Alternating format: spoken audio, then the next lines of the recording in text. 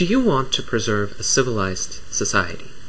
A society which does not have nearly the same level of offense taken, of recriminations, of hatred, and even violence that are expressed over the simple statement of ideas, abstract notions in words or in writing?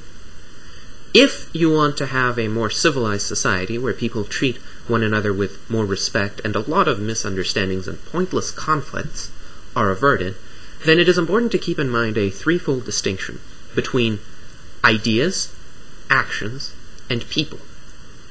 Ideas can be true or they can be false. Actions can be right or they can be wrong.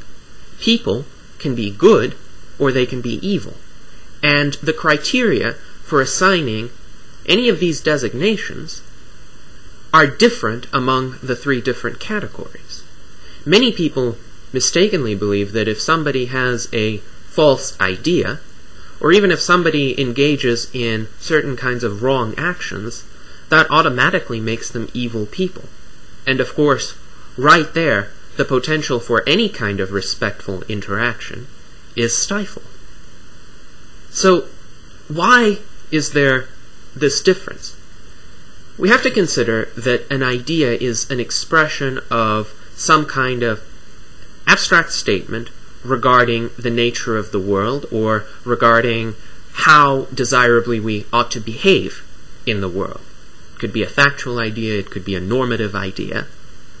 But the mere statement of that idea does not necessarily bind even the person who stated it in behaving in certain ways.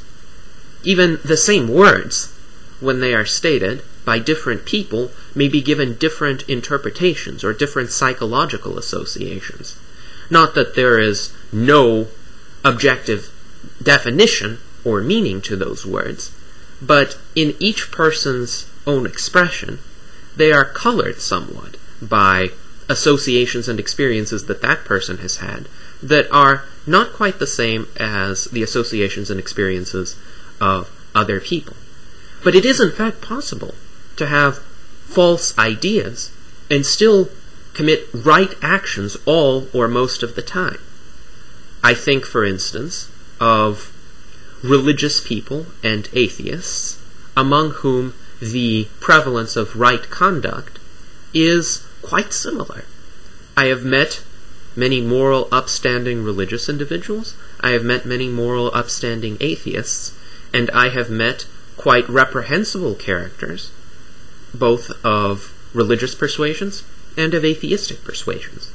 So it seems that the simple fact of holding a particular abstract idea will not determine the morality or immorality of one's conduct. And a much more sophisticated interaction is going on between ideas and actions. So it's perfectly acceptable to say to a person who is a moral person, look, I don't think you are quite correct in this idea. I think you're mistaken, and here's why. But that should not be used to impinge that person's morality or that person's virtue, because simply because that person made a mistake does not mean that he is a bad person. Furthermore, actions can be right or wrong, but committing a wrong action does not necessarily make one an evil person, just as committing an isolated right action does not necessarily make one a good person. Let's use an example. Let's say there is a mass robber, murderer, rapist who once a week decides to, for some reason, help an old woman to cross the street. Or, for instance, he decides to honestly trade with people one day of the week instead of actually robbing and expropriating them as he would usually do. Now, that one day of the week he is committing right actions by refraining from the initiation of force, maybe helping people who deserve to be helped, and yet he is not, by any stretch of the imagination, a good person. Likewise, you could have somebody who is typically an upstanding moral individual who has a fit of temper once in a while and gets unjustifiably angry at somebody and insults somebody. that doesn't make him an evil person all around. It just means he has committed a wrong action. And it is possible to criticize the action without criticizing the person. Now, what then is a good person? What is an evil person? With ideas and actions, it seems the criteria for deciding are much simpler, because we could look at a single idea and say, well, is this true according to whatever standards we decide are the standards of truth? Or we could say, well, is this action right or wrong based on our standards of morality? And we can evaluate individual actions as individual units. With evaluating people, it's a lot more complex than that. And this is why I would advise to reserve passing judgment on whether a person is evil or not, unless one has a preponderance of evidence from multiple sources in multiple arenas of life. Because good and evil are not necessarily defined by single moments in a person's life. They could be. If you rape a person, if you murder a person, you're probably evil. And yet, most people commit infringements that are much more minor than that, and also, at the same time, engage in a lot of actions that would be considered undecidedly virtuous. So, we need to evaluate these people in a much more sophisticated way. We need to see what the general tendency of that person's life tends to be.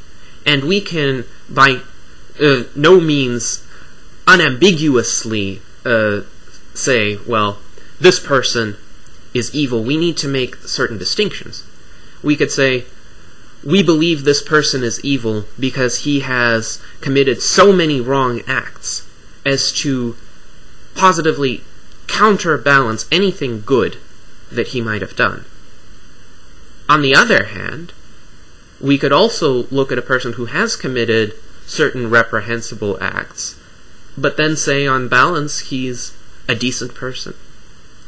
And it's very difficult to make a judgment out of hand without having a lot of evidence and a lot of time to look at the circumstances of the situation. Now, in a 10-minute presentation, I'm certainly not going to give an exhaustive list of criteria. But one thing to consider is initiation of force against other people. That is, to what extent has a person coerced somebody else, and also what has been the magnitude of that coercion. And furthermore, if the coercion has occurred, has that person recognized it's wrong and tried to make some kind of amends for it?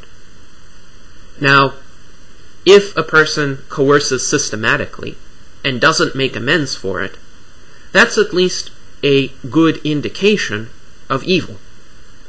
Now, another possible indication of evil is systematically self-destructive behavior. And this should not be taken as a very rigorous standard of interpretation either, because a lot of people engage in behaviors that might be self-destructive in the sense that if you didn't engage in it, you would probably be better off. Say, systematic smokers or systematic users of certain soft drugs. But I would certainly not call those people evil.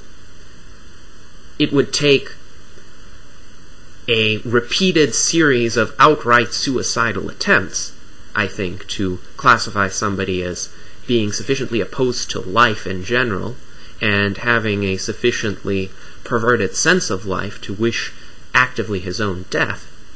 People who smoke, people who take soft drugs, are typically not taking them with the intention of killing themselves. They just derive some kind of physical pleasure from the act.